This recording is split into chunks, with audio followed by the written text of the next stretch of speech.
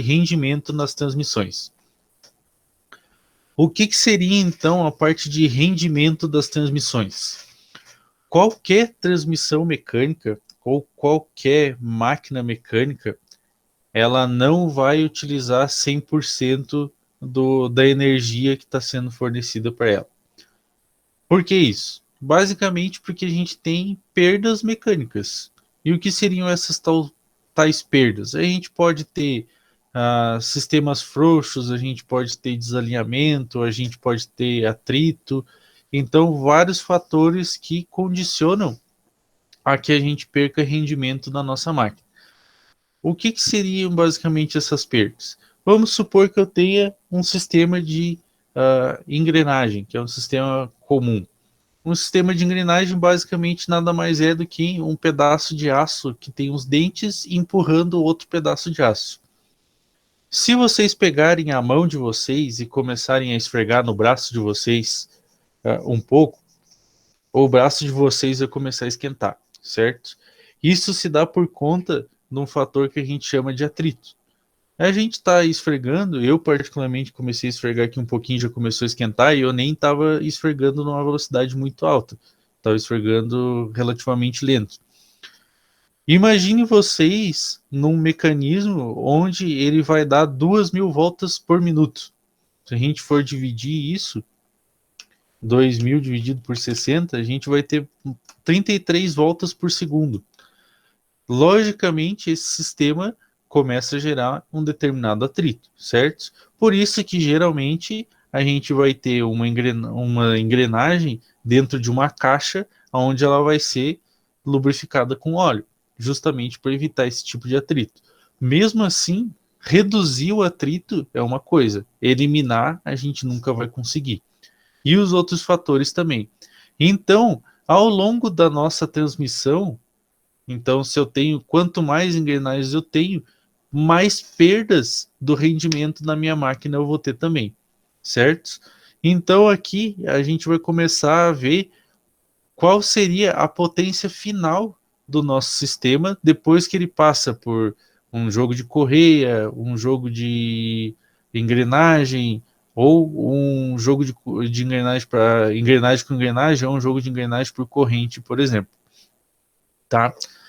Basicamente, esses números aqui com o valor abaixo de zero, a gente pode considerar como se fossem porcentagem, tá? Essa tabelinha aqui a gente vai utilizar agora nos nossos próximos exercícios.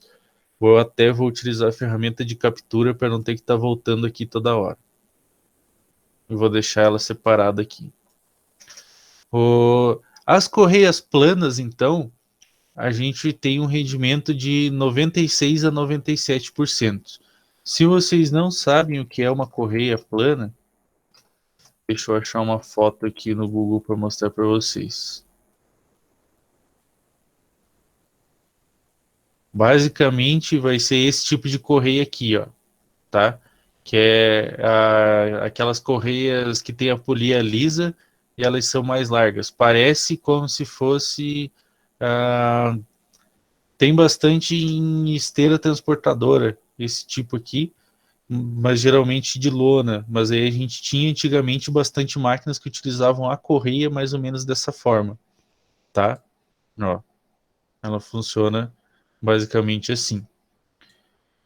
Correia em V é o tipo mais comum de correia agora, que é aquela correia que ele tem um canalzinho na polia, tá? Vamos achar uma imagem aqui também, ó. Essas polias que tem esse canal aqui em V, que forma a correia tem um formato meio de trapézio, mas a gente costuma chamar de correia em V, tá? Ó. Vamos ver se eu acho uma foto da polia mais fácil para mostrar. Vai ter só fotinho pequena, mas enfim, é o tipo bem comum. Transmissão por corrente, aí a gente vai ter aquelas transmissão como se fosse transmissão de transmissão de bicicleta ou de moto, tá? Que é engrenagem com corrente. Vai ser basicamente assim. Tem alguns modelos também o modelo das correntes silenciosas e o modelo Raynaud vai ter uma diferença ali de rendimento. Mas aí é questão de modelo também. Aí a gente tem transmissão por roda de atrito e transmissão por engrenagem, que vai mudar se ela vai ser fundida ou se ela vai ser uma engrenagem usinada. Então, notem que quando ela é uma engrenagem usinada, ela vai ter um rendimento muito maior do que se ela fosse uma engrenagem fundida.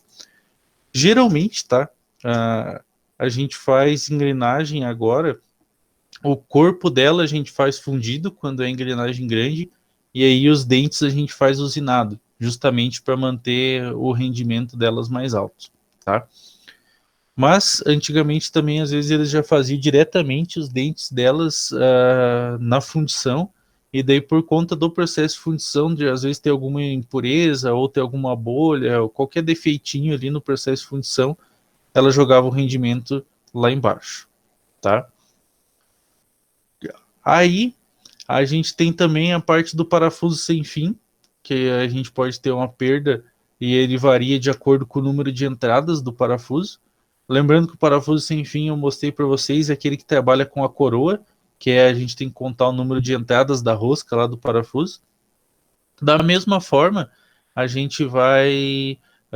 Quanto mais entradas ele tiver, melhor vai ser o rendimento. Justamente porque daí ele vai eliminar mais aquelas folgas que vai ter ali e a gente consegue ter um deslizamento menor ali na coroa.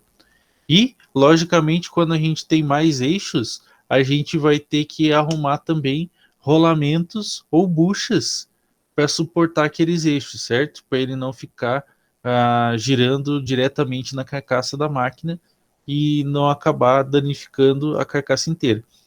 Então, a gente geralmente vai utilizar ali, chamar de mancal, mas às vezes o rolamento pode estar embutido diretamente na caixa ou diretamente na máquina que a gente vai ter, tá? Mas se for de rolamento, o rendimento varia de 98% a 99%. E se for uma bucha, geralmente a gente utiliza bucha de bronze nesse caso, vai ser de 96% a 98%. Agora, então, a gente vai começar a dar uma olhada na parte das perdas de transmissão. Vamos supor que esse sistema aqui que a gente está vendo fosse o sistema que a gente fosse analisar.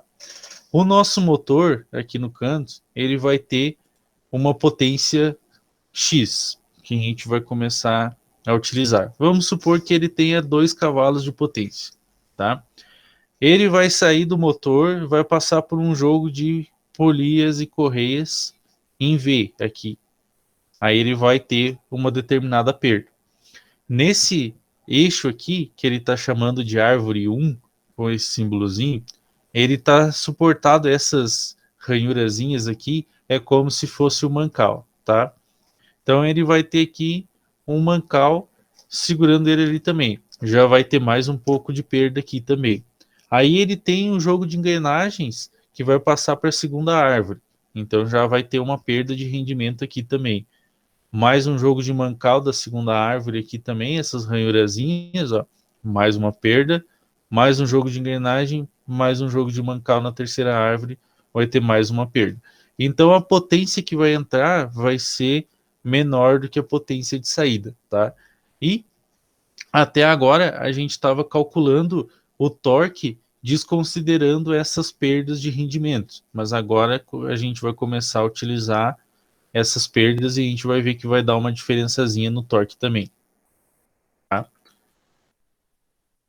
Aqui então a gente tem as formas que a gente vai começar a utilizar, que basicamente para a gente descobrir qual que é a potência útil na árvore, a gente tem que fazer a potência do motor multiplicado por todas as outras perdas que aquele sistema já teve.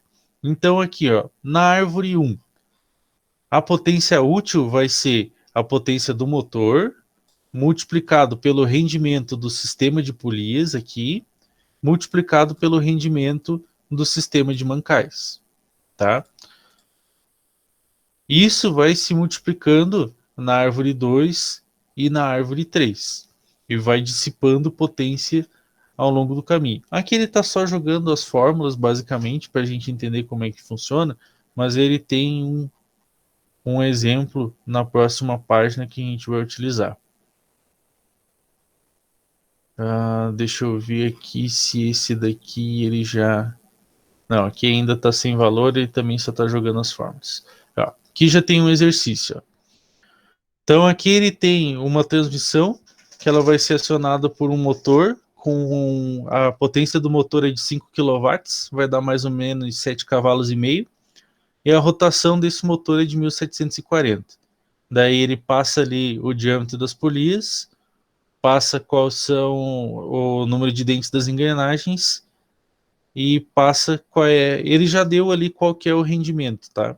Que é o NC, NE e o NM. Basicamente é o rendimento das correias, o rendimento das engrenagens e o rendimento dos mancais de rolamento. E daí ele pede para a gente calcular qual que vai ser a potência útil nas árvores, a potência dissipada, ou seja, o quanto de potência que a gente está perdendo, e qual que vai ser o RPM em todos os eixos ali, qual que vai ser o torque em cada um daqueles eixos, qual que vai ser a potência útil do sistema, ou seja, qual que vai ser a potência final que a gente realmente vai utilizar na nossa máquina, qual que vai ser a potência dissipada, ou seja, quanto de potência que eu estou perdendo no total ao longo do caminho, e depois, por último, qual que vai ser o rendimento da transmissão, tá?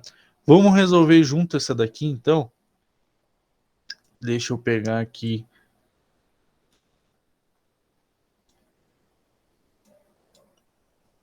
Deixa eu copiar a fórmula aqui mais para baixo. Vamos resolver junto essa daqui, então. Aqui, então, vai ser o exercício 1 da página 48. Então, exercício 1 da página 48. A primeira coisa que ele pede para a gente calcular ali, então, vai ser a potência útil nas árvores.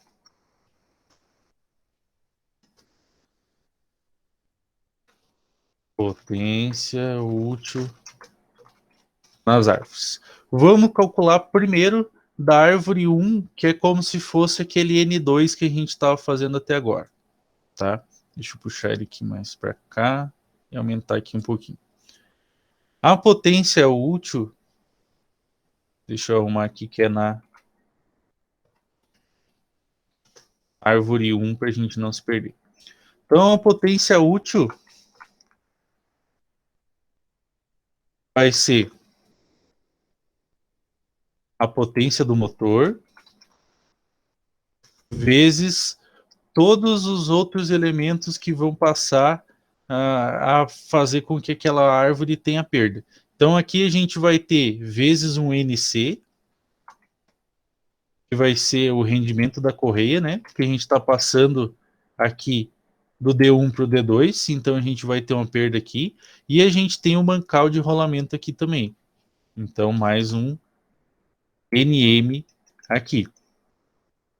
A nossa potência útil, então, vai ser potência do motor.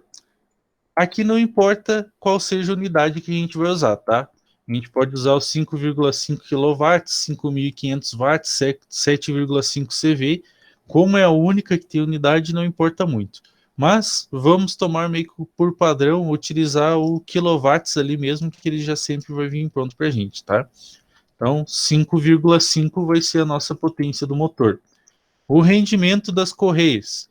Se a gente fosse olhar lá naquela tabela, na primeira, era uma correia plana, por exemplo, ou era uma correia em V. Então vai ser de 0,97 a 0,98. No caso do exercício, ele já disse que é o 0,97, né? Mas aí a gente poderia usar qualquer rendimento dentro disso aqui, que ele estaria dentro do que o livro sugere. Logicamente, se o sistema estiver com algum defeito, como, por exemplo, a correia frouxa, o rendimento vai baixar mais ainda, tá? Mas, enfim, vamos dar seguimento aqui. Então, 97% vai ser o rendimento das nossas correias e o rendimento dos mancais vai ser de 99%. Se a gente resolver isso aqui na calculadora, 5,5 vezes 0,97 vezes 0,99, a gente vai chegar que a potência útil do nosso sistema era de 5,28 quilowatts, certo? Então, na árvore 1, a gente já tem 5,28 quilowatts ao invés de 5,5. Vamos para a árvore 2 agora. A árvore 2, a potência útil, então aqui vai ser potência útil da árvore 1 e potência útil da árvore 2. Ao invés de potência do motor na árvore 2, a gente vai usar a potência útil 1. Por quê? Porque é a potência útil 1 que vai transmitir para o nosso sistema da árvore 2. E aí, o que, que a gente vai ter aqui de perda, além da potência, que a gente já perdeu na árvore 1? A gente vai ter um jogo de engrenagens aqui, então vamos ter um NE, e a gente tem mais um jogo de mancais ali na nossa árvore 2. Então, mais um NM aqui também. O 0,99 a gente mantém. Aqui vai ser o nosso 5,28. E o NE, que é o rendimento das engrenagens, é de 0,98. Mesmo esquema, a gente multiplica 5,28 vezes 0,98 vezes 0,99, vai dar 5,12 quilowatts. Então aqui vai ser 5,12 a potência útil da nossa árvore 2. E para a árvore 3, a gente repete o mesmo processo, só que aqui vai ser potência útil 3, potência útil 3. A gente vai utilizar a potência útil da árvore 2, que é que vai passar para a árvore 3. Da mesma forma, a gente vai ter um jogo de engrenagens, então um NE, e da mesma forma a gente vai ter um joguinho de mancais aqui também. Então aqui vai ser o 5,12 vezes 0,98 vezes 0,99, que vai dar 4,97 quilowatts. Então vejam só, a gente perdeu basicamente meio quilowatt de potência só nesse nosso jogo de correias, mancais e engrenagens. Quanto maior for a nossa transmissão, ou seja, quanto mais eixos eu for adicionando, obviamente mais perdas eu vou ter e obviamente também a menor potência de saída eu vou ter. Então, o ideal, se você conseguir na sua máquina, é que você tenha menos eixos para que você consiga ter perdas menores. A gente geralmente vai utilizar mais eixos quando a gente precisa ter muitas variações de velocidade ou quando a gente pretende ter, por exemplo, uma redução de velocidade muito grande e que a gente não pode utilizar, por exemplo, uma coroa sem fim, porque é um sistema muito frágil, que daí a gente vai estar aplicando muita potência naquele sistema, certo? Mas senão a gente geralmente faz com poucas variações justamente por conta dessa parte do rendimento. Segunda coisa que ele pede para a gente determinar qual que foi a potência dissipada em cada estágio da transmissão. Então, a potência dissipada vai ser basicamente o quanto que a gente perdeu em cada parte, tá? Essa aqui é fácil da gente resolver. P, potência dissipada. Na árvore 1, a gente vai pegar a potência dissipada 1, vai ser a potência do motor menos a nossa potência útil 1, certo? Então, se eu quero saber o quanto de perda eu tenho, eu pego o total menos o quanto que ele saiu lá para a árvore. Aqui, então, a gente vai ter a potência do motor, que era 5,5, e a potência útil 1, 5,28. A gente resolver aqui na calculadora, a gente vai ficar com 0,22 kW, que foi o que a gente perdeu na primeira parte ali da transmissão do eixo 1, do eixo do motor para a árvore 1. Para a árvore 2, parecido também. A diferença é que a potência dissipada na árvore 2, a gente vai utilizar a potência útil 1 menos a potência útil 2. Então aqui vai ser o 5,28 menos o 5,12. E nós vamos ficar daí com 0,16 kW dissipados na nossa árvore 2. E na árvore 3, mesmo esquema. Árvore 3, só que potência dissipada 3 vai ser igual a potência útil 2 menos a potência útil 3. Então aqui vai ser o 5,12 menos 4,97. Que vai nos dar 0,15 kW. Então, na primeira árvore a gente perdeu 0,22 kW, na segunda árvore a gente perdeu 0,16 e na terceira árvore a gente perdeu 0,15, beleza? Próxima coisa que ele pede, rotação nas árvores 1, 2 e 3. Aqui é aquele mesmo esquema que a gente já tinha calculado nas outras, né? Mas vamos fazer também. Que é do N1, N2 lá que a gente já tinha visto.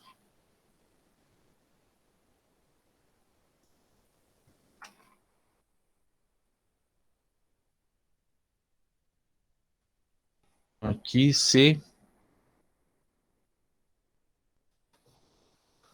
rotação.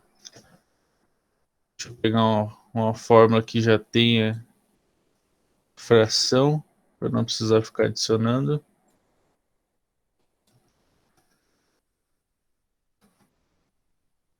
Então é aquela fórmula de sempre, N1 sobre N2 é igual, no caso aqui, como é polias, D2 sobre D1. N1 a gente sabe que é 1740, N2 é o que a gente quer saber, D2 280 milímetros, D1 120 milímetros. Multiplica cruzado, 280 N2 é igual a 1740 vezes 120. Vai dar 208.800. 280 está multiplicando, vai passar dividindo. Então, N2, 208.800 dividido por 280. N2, então, vai ser 745,71 RPM. Beleza? Vamos fazer para a árvore 2.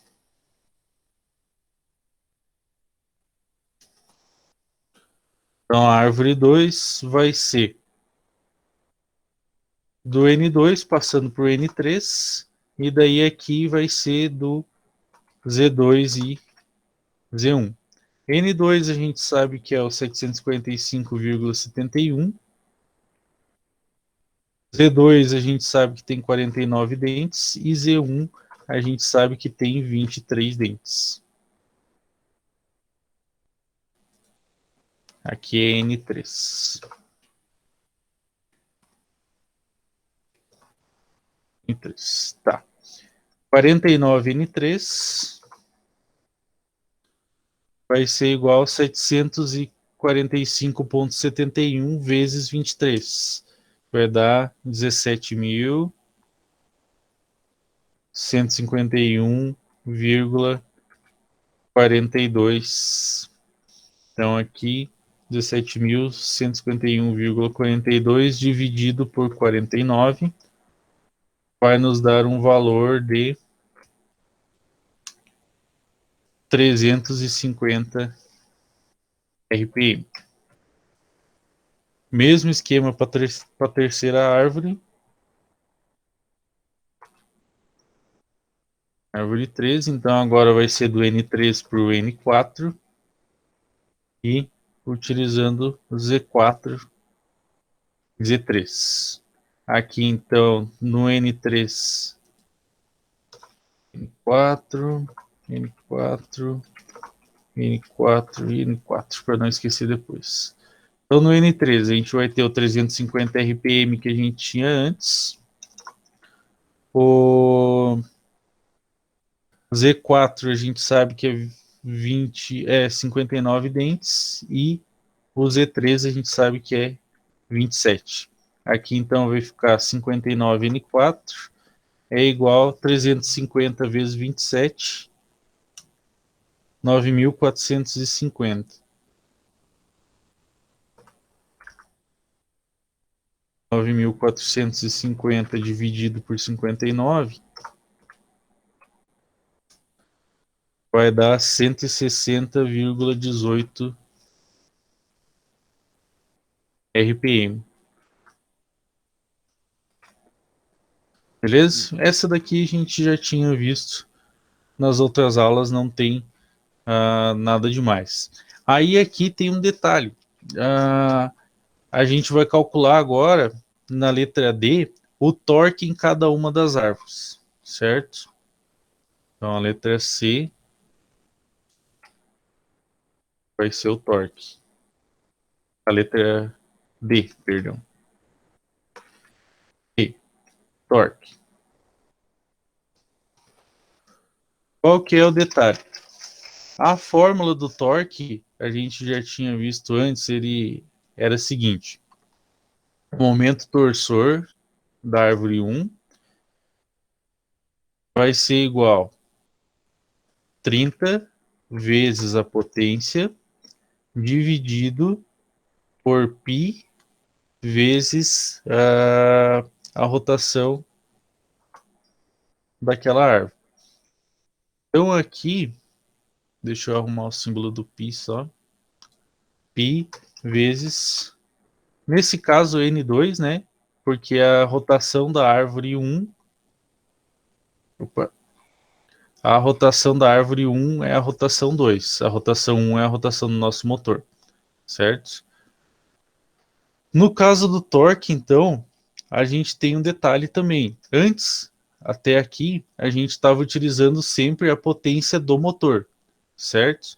Mas agora a gente está considerando os rendimentos. Então, para considerar o torque na primeira árvore, a gente tem que considerar a potência útil naquela árvore, que nesse caso é a potência útil 1, que está atuando naquele eixo ali, beleza? Então, o torque naquele eixo, a gente vai jogar os valores aqui. Potência útil daquele eixo ali. A gente teve que a potência útil 1 era de 5,28 kW. Multiplica por 1.000 para dar em watts agora, né? No caso do torque precisa converter. 5.280. O N2 a gente calculou 745,71. Então aqui 745,71. Então tem que tomar um pouco de cuidado, porque a gente tem que usar a potência que está sendo a potência útil naquele eixo em específico que a gente está trabalhando, e a gente também tem que utilizar a rotação que é daquele eixo, beleza? Para daí a gente conseguir calcular aquele torque. Tem que tomar cuidado para não confundir aqui, o que é da árvore 1, o que é da árvore 2 e assim por diante, beleza? Vamos resolver aqui então. Momento torsor 1. 30 vezes 5.280 dividido por π dividido por 745,71. 67,61 Newton-metro. Esse vai ser o torque na nossa árvore 1. Na árvore 2, vai ser basicamente o mesmo esquema. Árvore 2. Só que a gente precisa utilizar a potência útil 2 e a gente precisa utilizar a rotação 3, que é a rotação que está atuando naquela árvore ali. Então, potência útil 2 vai ser de 5,12 kW. Então, aqui, 30 vezes 5.220 watts, que é a conversão de quilowatts, dividido por π vezes o N3, que a gente calculou, que é 350 RPM. Então, aqui, 350. Fazemos a multiplicação aqui também. Então, 30 vezes 5.120 dividido por π dividido por 350. 139,69 Newton-metro. Então, nosso torque aqui também praticamente 140 Newton-metro na árvore 2. Na árvore 3, a gente faz o mesmo esquema, só que considerando a potência útil 3, e considerando a rotação 4, que é a rotação do nosso último eixo ali também. Então, potência útil 3, 4,97 kW. Então, a gente vai ter aqui 30 vezes 4.970 kW, dividido por π, dividido pela rotação 4, que é 160,18 RPM. Aqui 160,18. Fazemos aqui é o torque 3, né? Fazemos a multiplicação também. Então, nós vamos ter 30 vezes 4.970 dividido por π, dividido por 160,18. 296,29 Newton vezes metro. Beleza? O que tem de diferente do que a gente estava fazendo antes?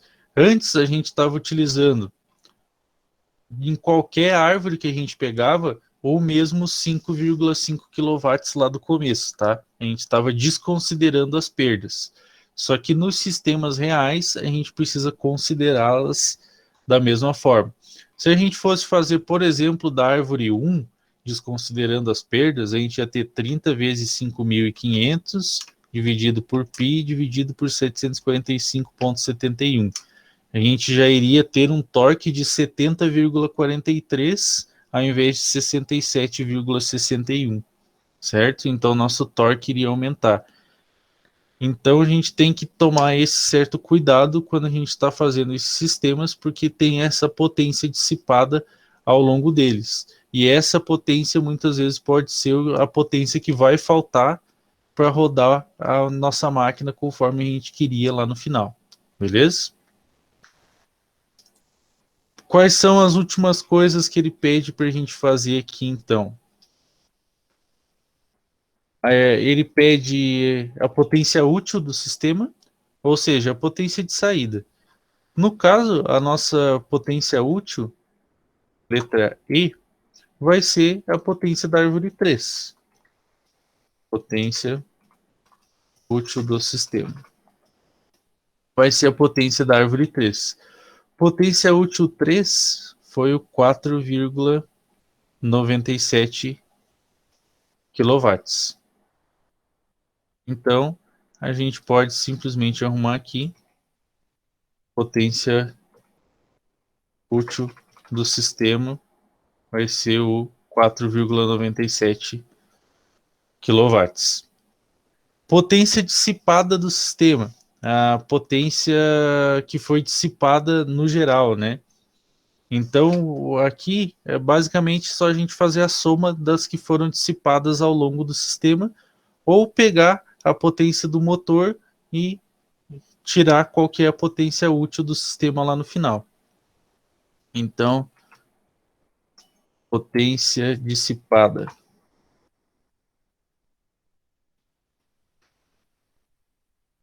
Deixa eu pegar uma fórmula lá em cima.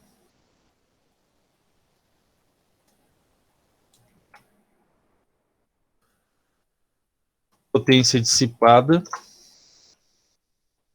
vai ser a potência do motor menos a potência de saída.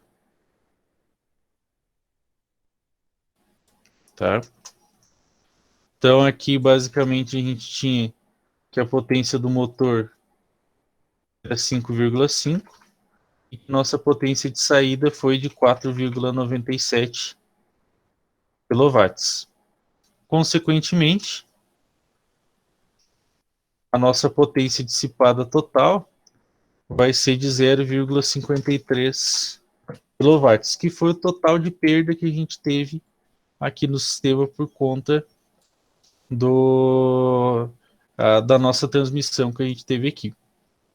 E por último, ele pede para a gente calcular qual que vai ser o rendimento da transmissão. E o rendimento também é fácil da gente calcular.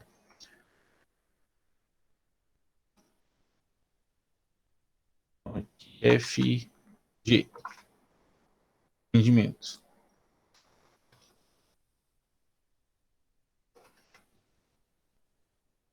O rendimento, que é representado só pela letra, não é bem um N, é tipo aquele N grego. Deixa eu ver se tem aqui no Word para deixar meio certinho. Beleza. Eu não me lembro qual é o nome dessa letra grega, mas ela é aquele N que tem uma perninha mais para baixo do que a outra. Então, o rendimento do nosso sistema basicamente vai ser... Deixa eu arrumar uma fração. A potência de saída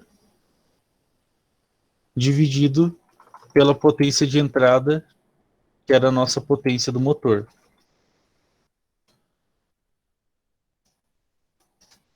O nosso rendimento aqui, então, vai ser potência de saída que a gente teve, o 4,97. E a potência de entrada, os 5,5 kW do nosso motor. Nosso rendimento, então, 4,97 dividido por 5,5 vai ser igual a 0,9036. O nosso rendimento, então, vai ser de 90,36%. Beleza, gurizada?